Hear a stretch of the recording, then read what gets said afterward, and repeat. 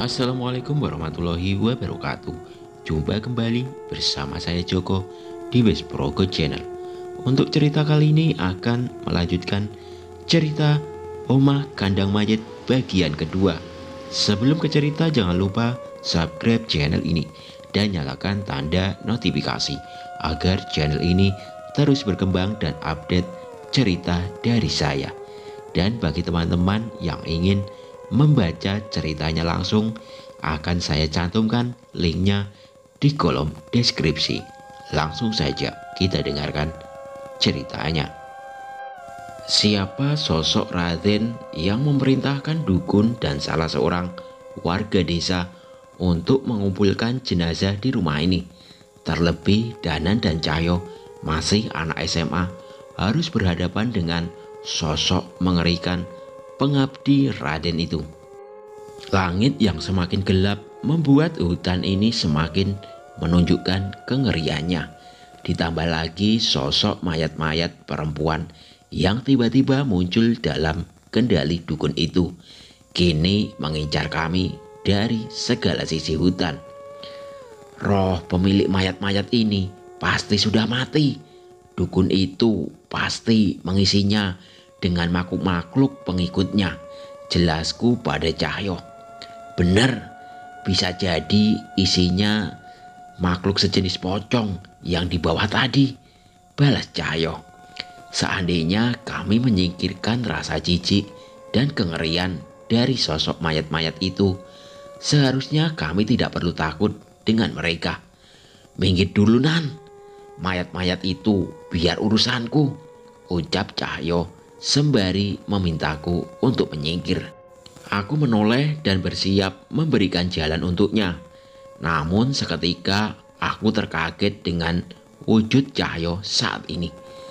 Lah, kita nggak main ninja-ninjaan lagi Jul, ucapku sembari tertawa melihat wujud Cahyo yang tengah mengenakan sarung hingga ke wajahnya.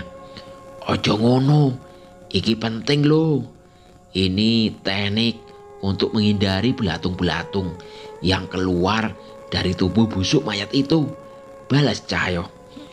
Iyalah, seorang Cahyo takut sama belatung, ledekku sembari mulai menjauh. Ia pun hanya melototiku seolah memintaku untuk berhenti meledeknya. Tapi selain dari sarungnya, ada sesuatu yang berbeda dari dirinya. Aku merasakan beberapa bagian tubuhnya diselimuti sesuatu yang kuat. Wanasura, ucap Cahyo berbisik. Tiba-tiba Cahyo menghentakkan kakinya ke tanah dan menerjang begitu cepat. Dengan beberapa gerakan, Cahyo berhasil menendang mayat-mayat yang menghalangi kami hingga terkapar di tanah. Aku tidak melewatkan kesempatan itu. Ada satu mantra yang sering digunakan Bapak setiap bertarung yang diturunkan kepadaku. Sebuah mantra penyambung ayat suci yang mengalun bagaikan puisi Gambuh Rumakso. Raga yang telah membusuk itu menikmati angin yang terpanggil dengan mantraku. Namun sosok yang merasuki jasad itu tersiksa dengan setiap ayat suci yang kubacakan. Wajah dukun itu pun terlihat kesal dengan serangan balik kami. Ia terancam tidak dapat menggunakan jasad-jasad ini sebagai senjatanya. Ayat-ayat suci yang kulantunkan bertujuan untuk menyempurnakan kematian jasad-jasad ini. Bocah-bocah brengsek, kalian terlalu berbahaya bila dibiarkan pergi, balas dukun itu. Sekali lagi sesuatu dilemparkan ke cawan kuningnya dan menimbulkan percikan api yang bau kemenyannya semakin menyengat. Kini seketika tubuh kami berdua merasa gatal yang teramat sangat, sampai kami ingin menggaruknya sekuat tenaga hingga terluka. Nan, opo iki Nan? Tanya Cahyo panik. Tenang Jul, tenang, balasku sembari berusaha membaca situasi. Dukun itu tersenyum mengetahui serangannya berhasil menahan kami. Ia pun menarik keris dari pinggangnya, seolah bersiap untuk menikam kami. Beruntung Pak Lek pernah mengajarkan beberapa mantra untuk memulihkan teluh seperti ini. Aku mengambil segenggam tanah dan membacakan doa. Dengan sedikit olesan tanah itu, gatal di sekujur tubuhku dan Cahyo pun berhasil mereda. Mengetahui siasatnya gagal, dukun itu pun membatalkan serangannya. Tak mau menyia-nyiakan kesempatan, kami pun segera berlari menerjang dukun itu. Tapi sepertinya dukun itu tidak bodoh. Ia membaca situasi dan memilih untuk mundur, menghilang di balik kegelapan hutan. Dia kabur, tanyaku pada Cahyo. Cahyo memanjat salah satu pohon yang cukup besar. Tapi gelapnya hutan tanpa penerangan saat itu membuatnya tidak mampu menemukan sosok dukun itu. "Nggak ada, Nan, nggak ketemu," balas Cahyo. "Ya sudah Jul, kita urusin dulu jasad-jasad ini," ucapku. Cahyo turun dan melihat jasad-jasad perempuan yang bergelimpangan di sekitar kuburan. "Mau kamu apain, Nan? Nggak mungkin nguburin satu-satu kan?" tanya Cahyo. "Lah terus gimana? Ngebiarin jasad mereka di sini? Kita kuburin, tapi nanti minta bantuan warga desa juga."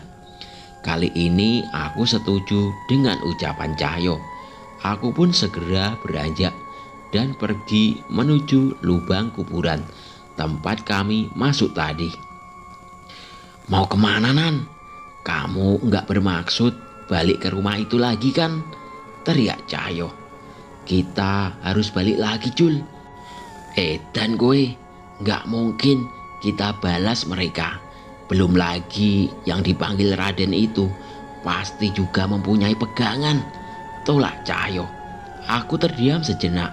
Memang berbahaya bila kembali ke tempat itu, tapi tujuanku sama sekali belum tercapai. "Tenang Jul, aku cuma ingin mencari sesuatu. Daripada berisiko, lebih baik kamu bantu memanggil warga desa ke sini," ucapku. "Ninggalin kamu gitu? Enggak. Udah cepetan, mau ngapain? Tak temenin," balas Cahyo. Kami pun memutuskan kembali masuk ke dalam. Namun Cahyo memberi usul untuk masuk mengendap melalui desa tadi pagi. Pasalnya lokasi kami keluar tadi pasti sudah diawasi oleh mereka yang di dalam. Cukup lama kami menemukan jalan kembali ke arah desa mati tadi. Kami mengintip dan menemukan mobil yang kami lihat tadi masih berada di tempatnya. Ini menandakan Raden masih berada di tempat ini. Kali ini kami lebih berhati-hati memasuki setiap ruangan. Ada sesuatu yang kucari. Seharusnya ada di salah satu kamar di bangunan ini. "Kamu nyari opo, Tonan?" tanya Cahyo bingung. "Kamu ingat kamar mana saja yang tidak ada jenazahnya?" Aku berbalik tanya. "Iya, Nan, dari baunya juga ketahuan mana kamar yang ada mayatnya," balas Cahyo. "Kita periksa kamar yang masih kosong," ucapku sembari meminta Cahyo menunjukkan kamar yang masih kosong. Aku memasuki kamar, sementara Cahyo berjaga di pintu. Di bawah kasur ada sebuah nampan yang diisi sesajen, tumpukan bunga dan kemenyan yang dibakar. Aku membongkarnya dan menemukan apa yang kucari. "Apa kui?" tanya Cahyo bingung. Aku menunjukkan pada Cahyo sebuah benda yang dibungkus kain kafan seukuran 2 jari. Di dalamnya berisi gumpalan rambut dan kertas bertuliskan mantra Jawa yang ditetesi darah. Aku menduga ini adalah rambut dan darah dari calon korban mereka.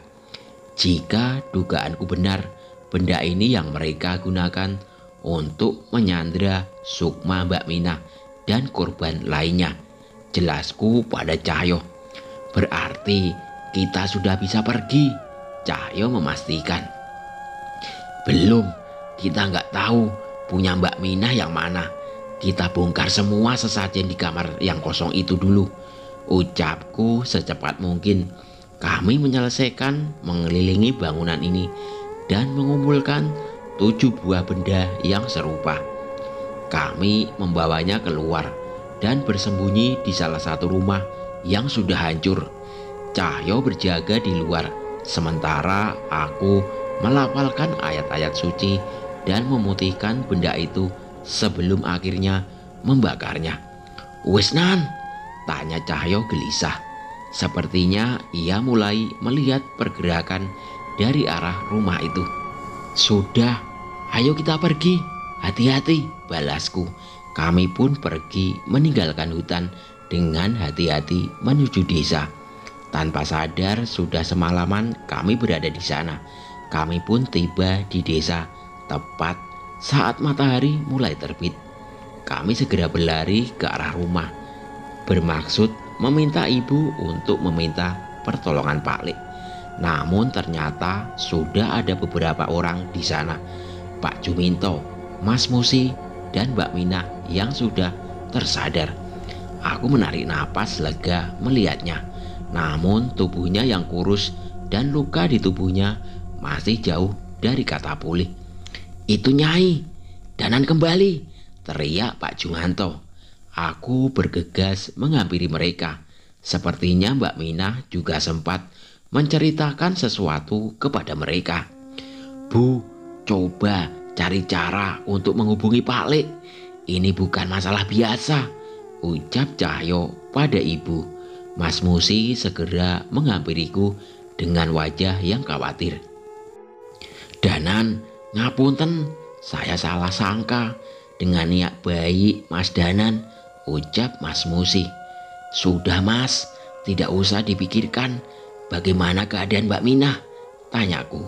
Mas Musi bercerita bahwa tepat saat subuh, tiba-tiba Mbak Minah tersadar.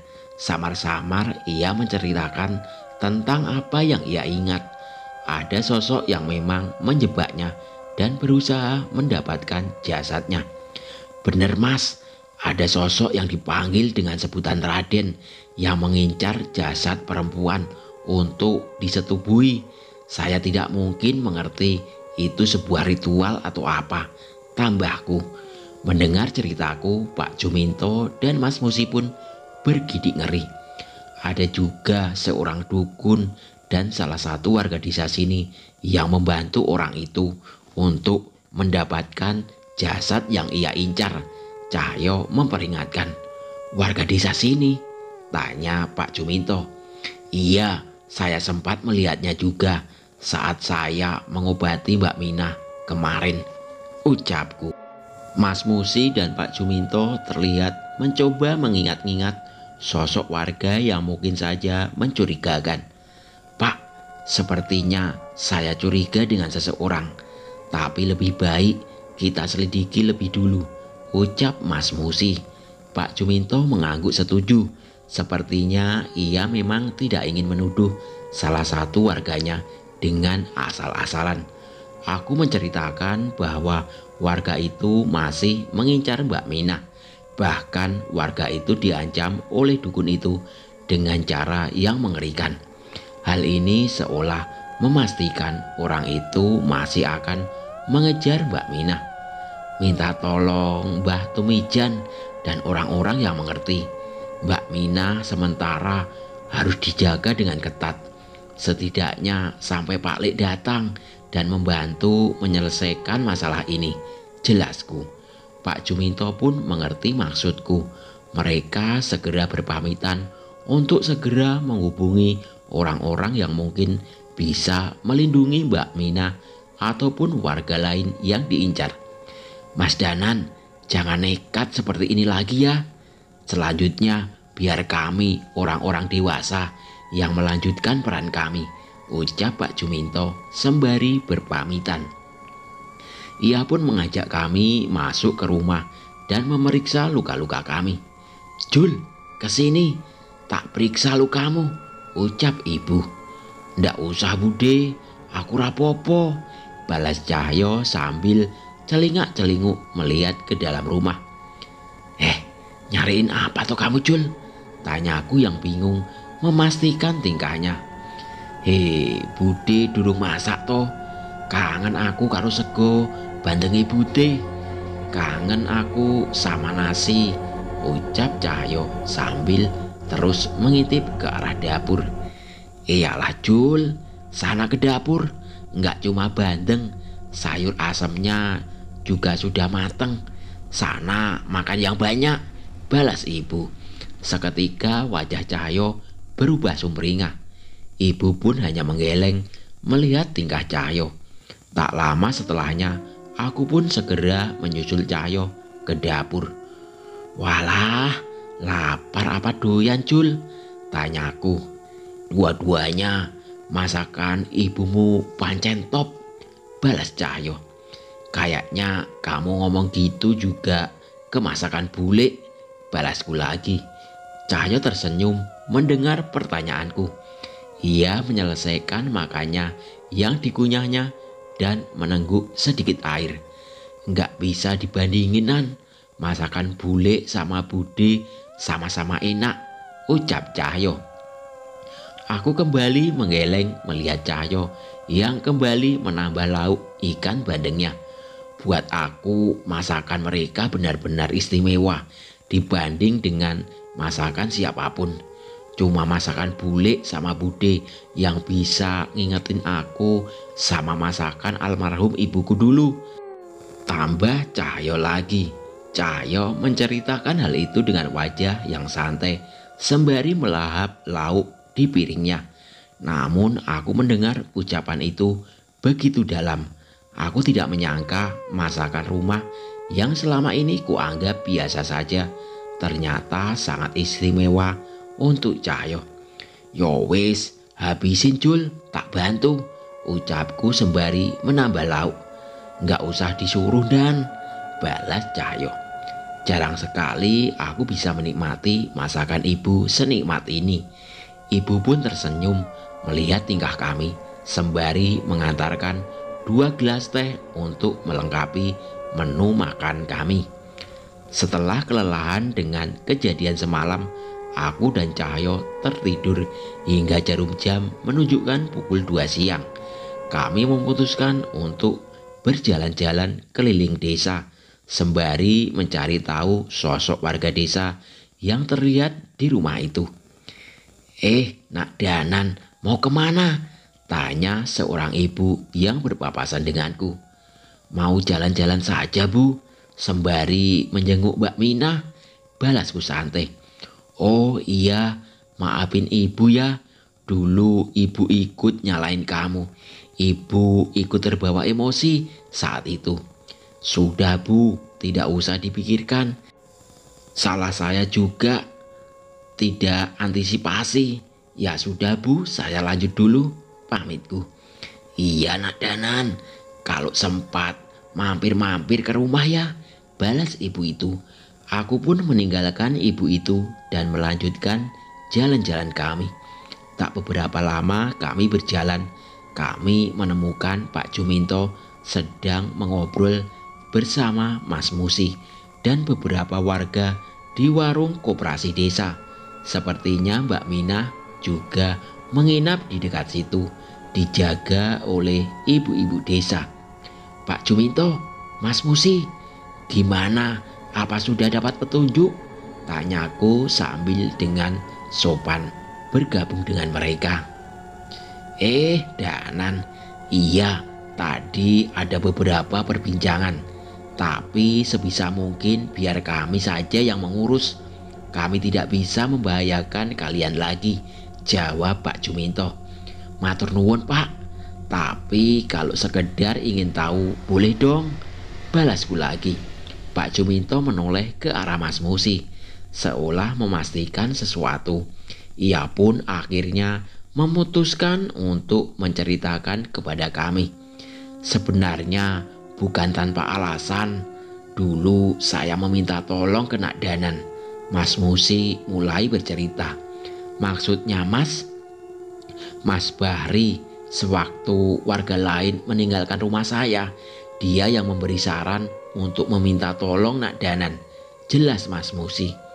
Lantas masalahnya di mana Mas? Tanya Cahyo menimpali perbincangan tadi lagi. Tadi warga yang ingat dia juga yang pertama menuduh Nak Danan saat Mbak Minah tidak sadarkan diri. Tambah Mas Musi lagi. Aku dan Cahyo saling bertatapan. Bukannya mau curiga, tapi bisa jadi seseorang bernama Mas Bahri ini memang sengaja ingin menyingkirkanku. Ciri-ciri orangnya seperti apa Mas? Tanya Cahyo. Mas Musi menyebutkan ciri-ciri seorang warga desa dengan kumis tipis dan rambut belah tengah dengan umur yang sedikit lebih tua dari Mas Musi. Sekilas ciri-ciri itu memang mirip dengan seseorang yang diperintahkan oleh dukun itu. Pak Juminto sudah menemui Mas Bahri. Sebaiknya kita jangan menuduh dulu, ucapku. Kami sudah menghampiri rumahnya, namun tidak ada tanda-tanda ada seseorang di sana, jawab Pak Juminto. Tidak ada pilihan lain. Sepertinya kami memang harus waspada dengan seseorang yang diceritakan oleh Mas Musi ini. Ternyata Pak Juminto pun sudah menyebarkan berita ke warga untuk menghubunginya bila bertemu Mas Bahri. Semoga saja usaha Pak Juminto dan warga desa tidak sia-sia. Seandainya Mas Bahri benar orang itu dan ia bisa dihentikan, mungkin teror untuk Mbak Minah bisa menghilang. Dan untuk urusan Raden dan dukun itu biar Pak Lek yang memikirkannya. Jul, kayaknya masalahnya udah beres. Kamu kalau mau balik gak apa-apa loh, ucapku pada Cahyo. Santai dulu aja Nan, nunggu Pak Lek sampai kesini. Udah lama toh kita gak main bareng. Nanti aku berangkat sekolah dari rumahmu saja, balasnya. Lah bukannya sekolahmu jauh dari sini? Tanyaku. Tenang, amanan, sekali-kali kan nggak apa-apa, balasnya. Iya sih, bagus kalau begitu. Kebetulan udah lama aku nggak ada temen latihan. Masa mau kalah terus dari kamu? Ucapku pada Cahyo. Cahyo yang mendengar ucapanku segera menepuk punggungku dengan keras. Halah, kalah apaan? Kalau adu pukul emang aku yang menang. Tapi kalau adu ilmu jelas sebaliknya. Tapi boleh sih, habis ini kita ke kebun belakang saja, balas Cahyo. Kami pun kembali ke rumah dan pamit lagi kepada ibu untuk berlatih di kebun belakang. Awalnya aku kira ini akan seperti latih tanding saja.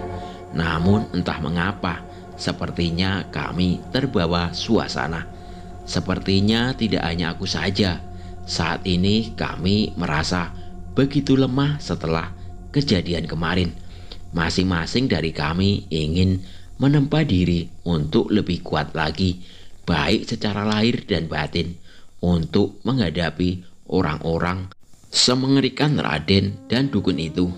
Beberapa hari kami menghabiskan waktu untuk berlatih. Setiap sepulang sekolah, Cahyo sudah lebih dulu sampai ke rumah dengan mengenakan sepeda ontel miliknya. Jul, waktu kemarin melawan mayat-mayat itu, tiba-tiba aku ngelihat ada kekuatan yang menyelimuti tubuhmu. Itu apa? Ada apa hubungannya dengan Wanasura yang kamu sebutkan itu? Tanyaku penasaran. Mendengar pertanyaanku, Cahyo pun mendekat ke arahku. Ia memintaku menunjukkan tangannya dan menempelkan kelima jarinya kepadaku. Coba rasainan, ucap Cahyo. Aku menuruti ucapannya. Sepertinya ia memintaku menerawang masuk ke dalam tubuhnya. Dan benar, aku merasakan keberadaan sosok makhluk. Sepertinya aku mengenal makhluk itu. tapi sepertinya tidak juga. Itu siapa? Kliwon? Tanyaku. Cahyo menggeleng dan melepaskan tangannya dariku. Aku pernah cerita tentang dia saat kembali dari Alas Wetan. Namanya Wanasura. Dia kembarannya Kliwon. Jelas Cahyo. Tunggu, kamu menyimpan kodam? Tanyaku kaget. Cahyo menggeleng. Kliwon masih memiliki tubuh, namun ia terjebak di suatu tempat di Alas Wetan. Namun tubuh fisik Wanasura sudah mati. Dia butuh tempat naungan untuk bisa tetap ada. Jelas Cahyo.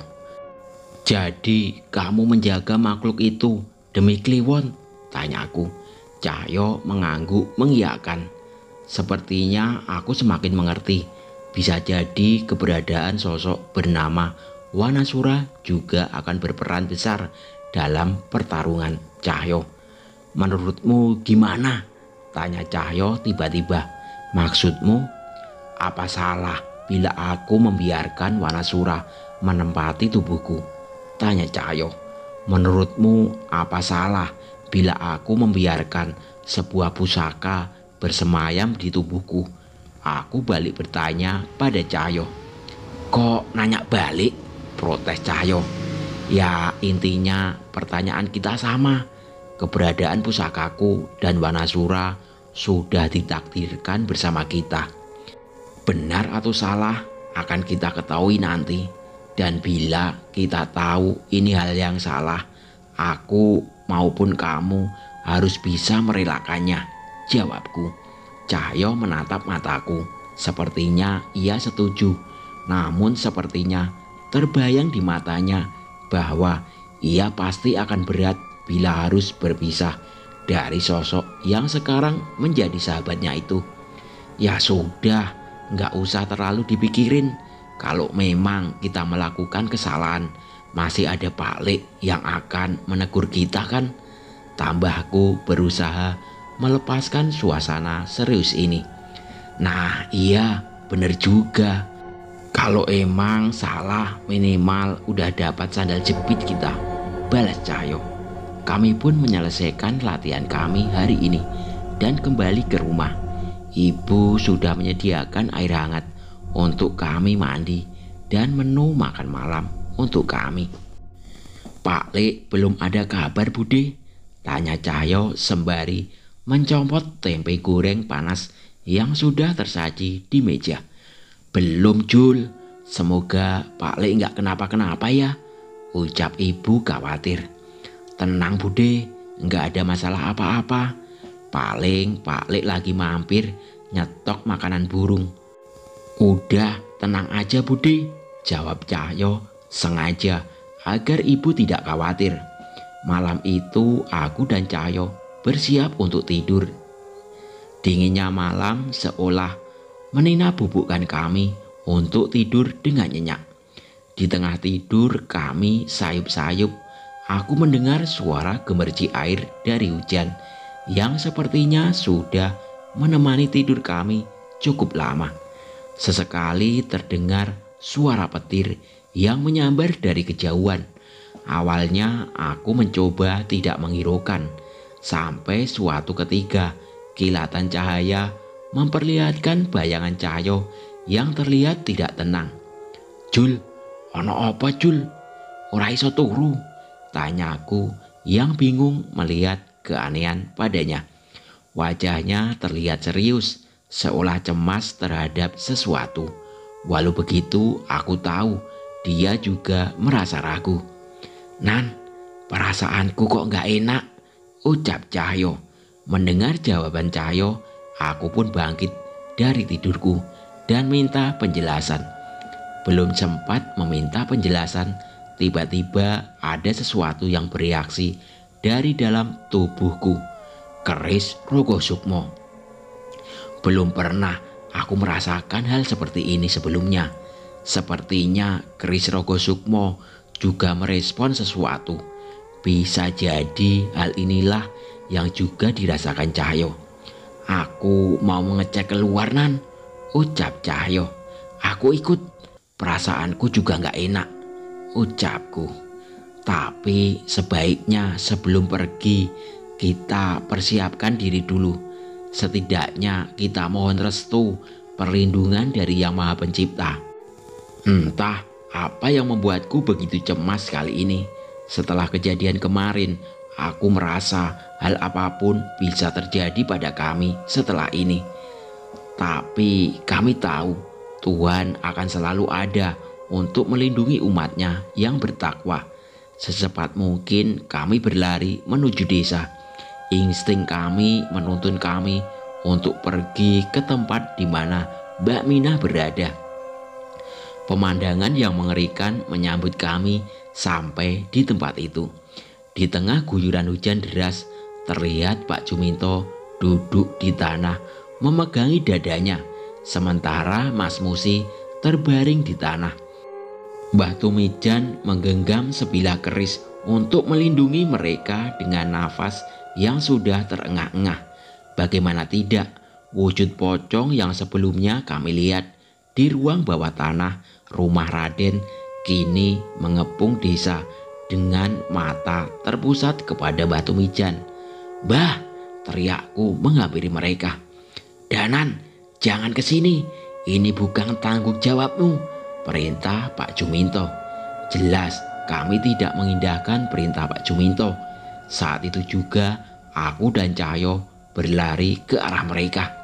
"Nan, urus pocong-pocong itu, bisa kan?" tanya Cahyo. Aku mengangguk sementara Cahyo memisahkan diri denganku. Aku tahu maksudnya. Ia berusaha mencari sosok yang mengirimkan makhluk-makhluk ini ke desa. Ada beberapa doa yang kubaca untuk memagari Mas Musi dan Pak Juminto dari serangan makhluk-makhluk ini. Beberapa dari mereka mencoba merasuki Mas Musi. Sepertinya sedari tadi Mbah Tumijan mencoba menahannya. Melihat aku mampu melindungi mereka, Mbah Tumijan membacakan beberapa mantra pada kerisnya dan menghujamkan ke setiap pocong yang mendekat. Aku pun tidak tinggal diam. Aku mengingat satu persatu ilmu yang diajarkan Bapak padaku. Amalan api tidak akan berhasil melawan makhluk sebanyak ini. Kalaupun aku ingin mencoba menenangkan sosok-sosok ini, sepertinya dukun itu juga menyimpan jimat yang mengikat mereka. Yang ku bisa saat ini hanyalah melindungi Pak Juminto dan seluruh warga yang masih berdiam di rumah. Dengan aji-ajian yang ku bisa hingga Cahyo bisa menemukan di mana dukun itu. Beruntung tidak butuh waktu lama hingga terdengar suara pertarungan di balik salah satu rumah. Aku memberi isyarat pada Mbah Tumijan untuk menahan sosok pocong-pocong itu dan berlari ke arah Cahyo. Saat itu Cahyo terlihat mengamuk dengan bayangan seekor kera yang merasuki dirinya. Itukah Wanasura? Aku mengira Cahyo kehilangan kesadaran. Namun tepat saat menyadari keberadaanku, Cahyo mengambil kesempatan untuk mengambil semangkok sesajen yang dibawa dukun itu. Ia melemparkan benda itu bersamaan dengan sebuah kalung yang berhasil ia rebut. "Danan, urusin ini," perintah Cahyo. "Bocah brengsek, kamu pasti mati. Setelah ini kalian pasti mati," ancam dukun itu yang sepertinya juga dilindungi suatu sosok hitam. Aku menangkap benda yang dilempar Cahyo dan sebagian benda itu berserakan di tanah. Ada beberapa tulang belulang di dalamnya dan mangkok itu dan beberapa ikatan tali pocong di kalungnya. Aku mengerti dengan segera. Saat itu aku mengumpulkan benda itu jadi satu dan membacakan doa-doa untuk memutihkannya. Cukup lama hingga ayat-ayat suci berhasil melepas ikatan benda itu dengan pocong-pocong yang dikendalikan dukun itu. Sayangnya saat aku hampir selesai, terlihat seseorang yang berlari ke arahku dengan membawa sebuah batu besar. "Bocah brengsek, aku tahu pasti kamulah yang akan menjadi masalah untuk urusan kami," ucap pemuda itu. "Bahri, jangan!" teriak Mbah Tuminten yang sudah kewalahan menangani pocong itu. Jadi benar, pemuda anak buah Raden itu adalah Mas Bahri yang merupakan salah satu warga desa. Aku kebingungan memilih antara meneruskan doaku atau menghindari serangan Mas Bahri. Tanpa adanya waktu yang panjang, saat itu aku memilih untuk menyelesaikan doaku. Hanya persekian detik waktu diri aku menyelesaikan doa hingga batu itu hampir memecahkan kepalaku. Namun anehnya aku bisa menghindar dengan tepat waktu. "Ora ono sing iso ngalangi niat baik kowe." Samar-samar teringat di pikiranku tentang suara kakek yang kami tolong di rumah itu. Aku sedikit tidak percaya, apa benar hanya dengan ucapannya apapun bisa terjadi menjadi kenyataan. Saat ini aku tidak perlu memikirkan itu. Saat itu juga pocong-pocong yang mengepung desa menghilang. Tapi aku tahu masalah ini belum selesai. Mbah Tumijan membantuku menahan Bahri, sementara dukun itu masih kewalahan dengan serangan Cahyo. Bukan aku yang harusnya bertanggung jawab terhadap bocah-bocah sial ini, ucap dukun itu. Dengan sigap ia menghindari serangan Cahyo dan berlari menghampiri Bahri. "Hei bocah, ini semua salahmu. Kau yang harus bertanggung jawab," ucap dukun itu. Tapi bagaimana Mbah? Saya tidak bisa melawan mereka sendirian, balas Bahri. "Tidak perlu, aku hanya butuh pengorbananmu." Di tengah derasnya hujan, aku tidak pernah menyangka dengan apa yang kulihat. Dukun itu menarik mundur Bahri dan menarik kepalanya sekuat tenaga. Mbah Dirwo, sakit Mbah!" teriak Bahri. Namun sebaliknya, dukun yang dipanggil dengan nama Mbah Dirwo itu malah tertawa terkekeh, menikmati apa yang dilakukannya. "Raden, tak silih siji bolomu," ucap dukun itu sembari membaca mantra yang dihiasi dengan darah yang bermunceratan dari leher Bahri yang memisahkan kepala dan tubuhnya. Suara teriakan Bahri hanya terdengar sebentar hingga tenggorokannya terobek hanya dengan dua tangan dukun yang dirasuki kudamnya itu. Sayangnya kematian Bahri membangkitkan sosok yang mengerikan. Sosok yang sepertinya merupakan anak buah gaib yang dimiliki oleh Raden. Makhluk besar yang tingginya bahkan melebihi rumah ini.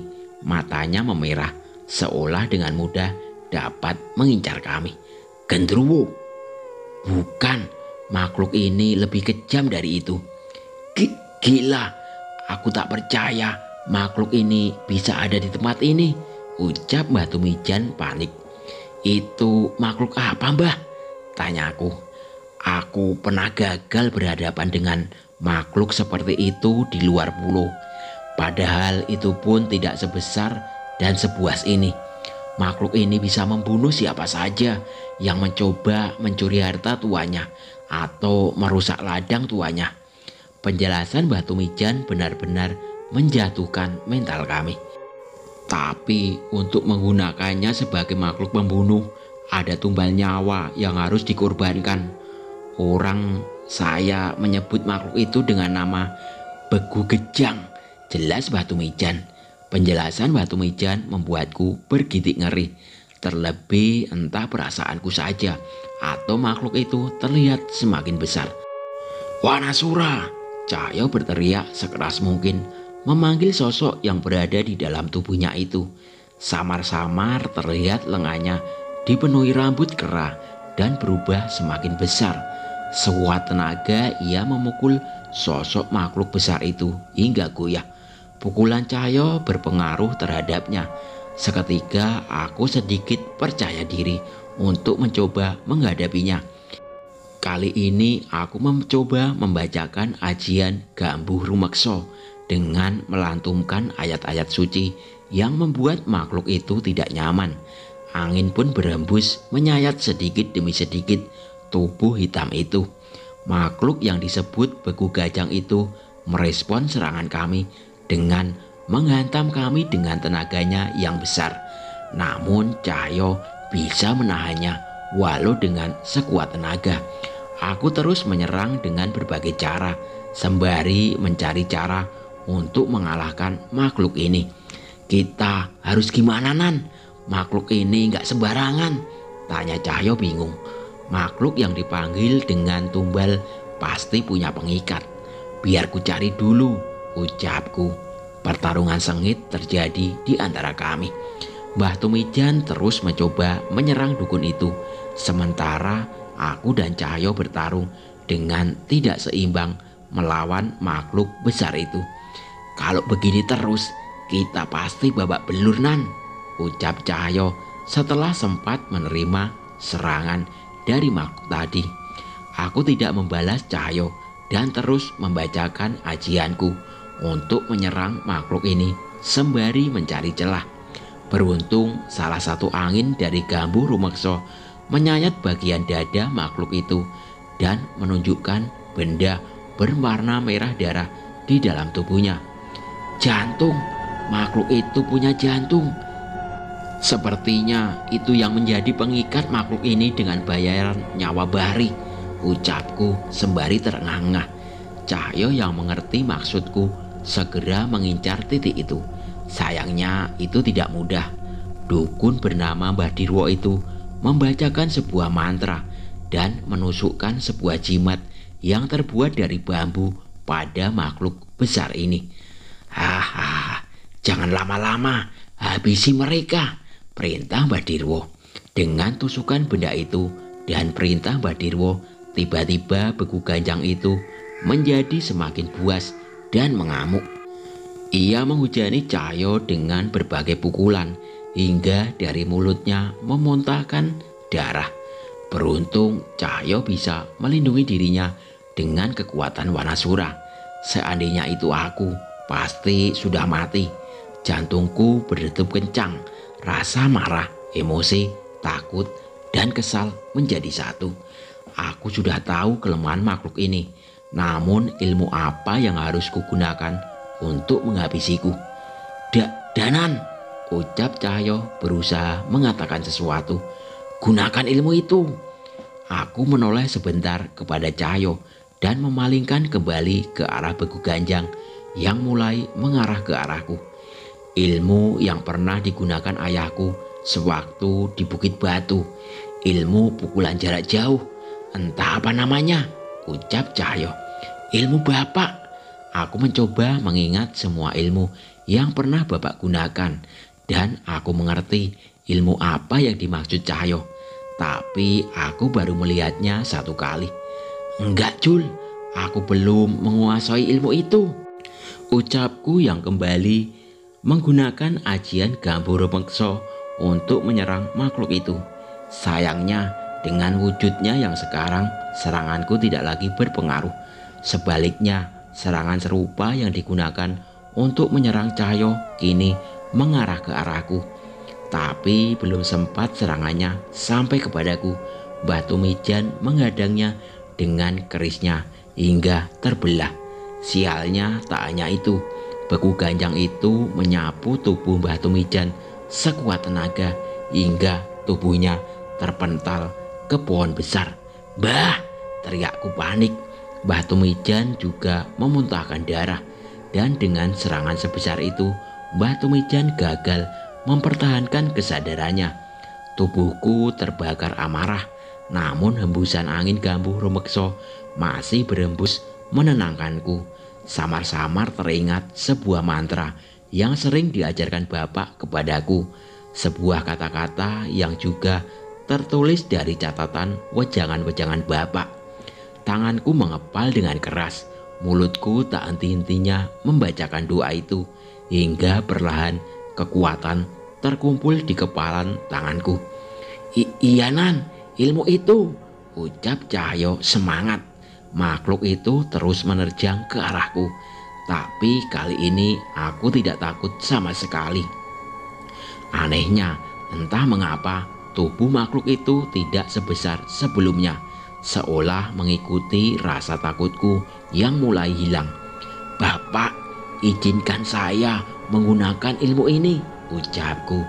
Tepat saat beku ganjang itu menyerangku, aku menghindarinya setipis mungkin dan melemparkannya sebuah pukulan jarak jauh dari kepalan tanganku tepat ke jantungnya. Ajian lebur saketi, sebuah ilmu andalan prajurit zaman kerajaan dulu, kini kugunakan untuk menghadapi sosok yang mengancam nyawa warga desaku. Benar saja, jantung makhluk itu terlepas. Bentuknya menyerupai kepala manusia, dan saat itu juga makhluk itu kehilangan kekuatan dari empunya dan perlahan menghilang dalam gelap. Saat itu seketika aku terbaring kelelahan bersama dengan Cahyo di bawah guyuran hujan. "Jangan tidur dulu, di mana dukun itu?" ucap Cahyo. Aku mencoba melihat ke sekitar, namun tidak ada satupun petunjuk di mana dukun itu berada. "Kabur, dia kabur," ucapku. Aku pun mengatur napas sembari terkapar di tanah lapang. Napas kami terenggah-enggah. Baru sebentar berusaha mengatur napas, tiba-tiba terdengar suara langkah kaki mendekat. Seolah tenaga kami mencoba untuk bangkit. Dukun itu pasti sadar bahwa kami sudah kehabisan tenaga. "Bocah-bocah gemblung, bisa-bisanya melawan makhluk begitu," ucap orang itu. Seketika aku dan Cahyo tertawa mendengar suara yang sangat familiar itu. "Pak Le," teriak Cahyo sekuat tenaga. "Telat, demi tewes minggat," aku tertawa mendengar teriakan Cahyo. Pak Le tidak menjawab dan malah mengirimkan api kecil yang tetap menyala walau di bawah hujan. Api itu melayang ke arahku, Cahyo, dan Batu Mijan. Entah bagaimana caranya, tiba-tiba luka kami menutup. Walau tidak pulih sepenuhnya, namun nyawa Batu Mijan sepertinya tidak lagi dalam bahaya. "Pak Le dari mana saja?" tanyaku.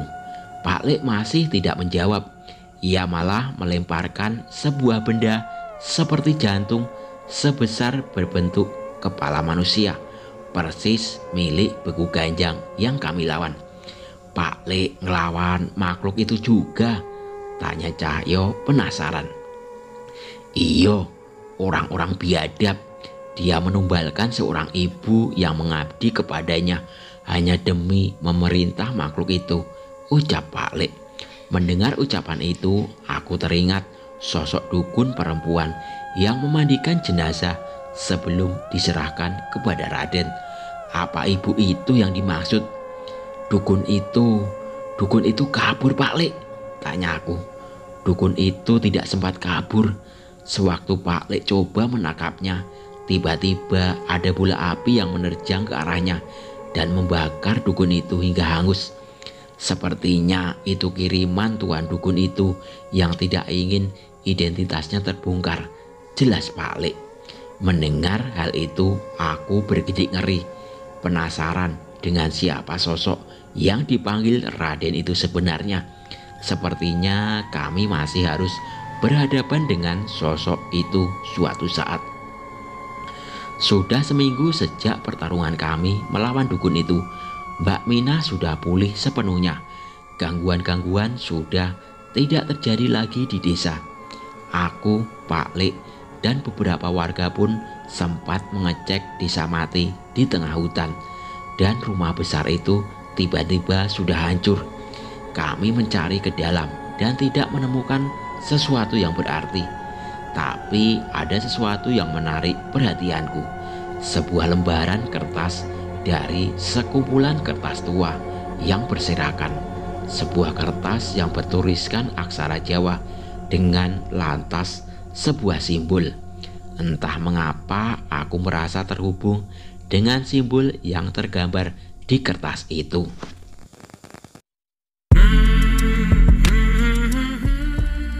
Oke, sampai di sini dulu cerita dari saya. Dan nantikan cerita baru selanjutnya. Wassalamualaikum warahmatullahi wabarakatuh.